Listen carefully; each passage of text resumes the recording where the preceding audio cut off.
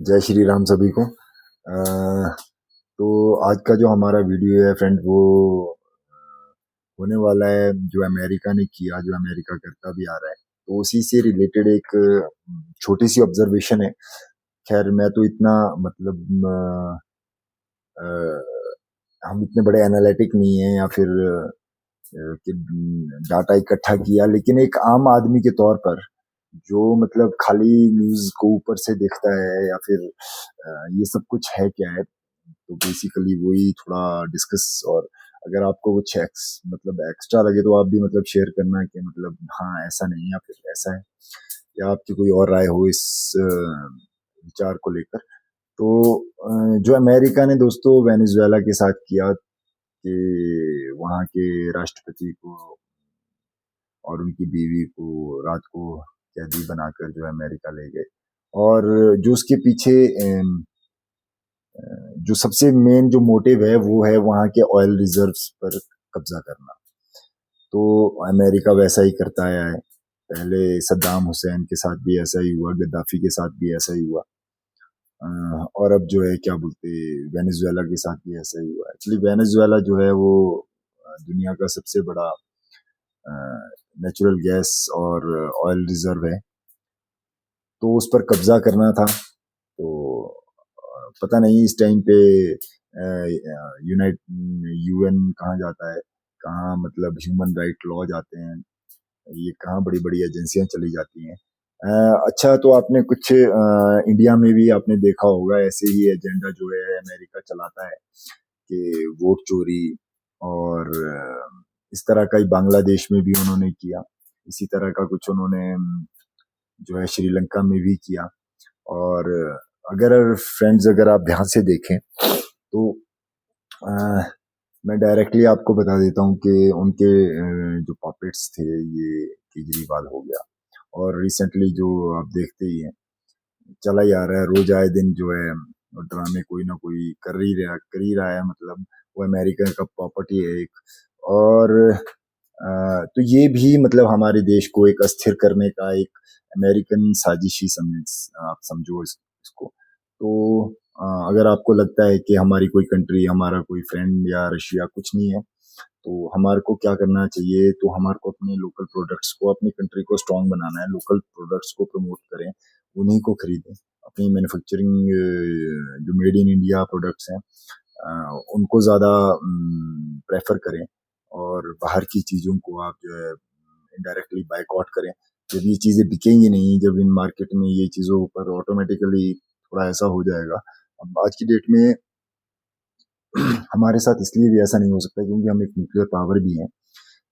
लेकिन अगर आप देखें तो अगर जो हमारे डिवाइसेस हैं, जो हमारे फ़ोन हैं, हमारे एप्लीकेशंस हैं, या फिर हम ऑपरेटिंग सिस्टम जो हम चला रहे हैं, वो कहीं न कहीं वो यूरोपियंस ही हैं। लेकिन चाइना में ऐसा नहीं है, चाइना के डिवाइसेस अपने हैं, उनका ऑपरेटिंग सिस्टम अपना है, उनकी एप्लीकेशंस अपनी हैं, और उन्होंने बाहर की सारी चीज़ें बैन कर रखी हैं।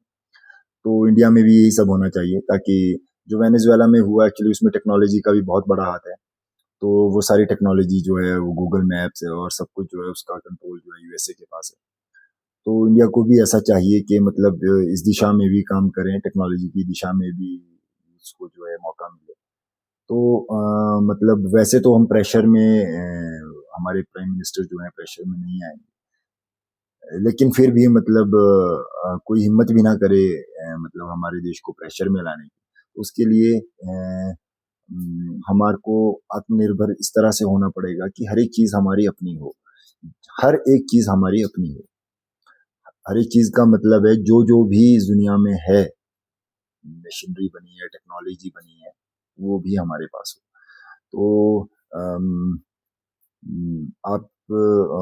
आप ये देखते आ रहे हैं किसान आंदोलन हुआ, जबकि उसमें जो लॉ था वो किसानों के हित में था, लेकिन वो जो आर्थी होते हैं, जो बिचौलिए होते हैं, उनकी जो है उनका उनका धंधा बंद हो जाता। तो उन्होंने ये बहुत बड़ा ड्रामा किया, बहुत पैसा खर्चा, और फॉरेन से ही जो है पैसा इनको मिलता है, ये वोट चोरी एजेंडा प्रोपोगेंडा फैलाते हैं। लेकिन अब जो है यूथ को पता लग चुका है, सिटीजन्स को पता लग चुका है क्या वास्तविकता है। तो मैं चाहूँगा कि मतलब हमारा देश भी चाइना की तरह ही मतलब टेक्नोलॉजी में, मास मैन्युफैक्चरिंग में, मतलब हर एक चीज में हमारा जो है कंट्रीब्यूशन हो। अ, हमें कोई चीज के लिए किसी पर निर्भर ना रहना पड़े। तो इसी बेसिस पे जो है हम डेवलपमेंट भी कर पाएंगे, और जो और देशों के साथ हो रहा है उन चीज़ों से भी हम बचेंगे। और मेरा एक मैसेज है यूथ के लिए कि ऐसे ही मतलब आप भी मतलब पूरा डिटेल करें जो हमारे समाज में हो रहा है, जो किया जा रहा है, जो बोला जा रहा है, वो है क्या है, वो क्यों, उसके पीछे वजह क्या है। अभी आप देख भी रहे हैं कि रुपया बहुत गिर रहा है, तो उस पर बड़ा वो इसलिए गिर रहा है दोस्तों क्योंकि अभी भारत देश जो है वो डॉलर में इन्वेस्ट कर, माफ कीजिएगा, डॉलर में नहीं, गोल्ड में इन्वेस्ट कर रहा है। तो ये धीरे धीरे क्या होगा कि अभी ऐसा हो रहा है, बाद में इसका उल्टा होगा, डॉलर की वैल्यू जैसे जैसे कम होगी, गोल्ड स्टेबलाइज होगा और रुपए की कीमत भी बढ़ेगी। तो अ, इस चीज को समझिए और अपने देश के साथ चलिए। ये एंटी नेशनल प्रोपेगेंडा को जो है ध्यान मत दीजिए इन चीजों पर। ये तो मतलब आए दिन की बात है, ही चलता ही रहेगा। और वोट बैंक के लिए और सत्ता के लिए यहाँ पे मतलब कोई भी कुछ भी कर देता है। तो यहाँ मतलब खून हो जाते हैं, तो देशद्रोह या ऐसी चीज तो कोई बहुत बड़ी बात नहीं है। तो अपनों के ही खून हो जाते हैं इस राजगद्दी के लिए। तो यूथ से मेरा ये रिक्वेस्ट है कि कोई भी चीज अगर आप रिएक्ट करते हैं, किसी भी चीज पर अगर आप उसको सही या गलत ठहराते हैं, तो उसकी पूरी तुलना, पूरा उसकी एनालिसिस आप पूरे निकालिए। आप पूरा मटेरियल इकट्ठा कीजिए कि वास्तविकता क्या है, छानबीन कीजिए, खुद छानबीन कीजिए और खुद किसी निष्कर्ष पर आइए। तो जय श्री राम, जय हिंद, जय भारत।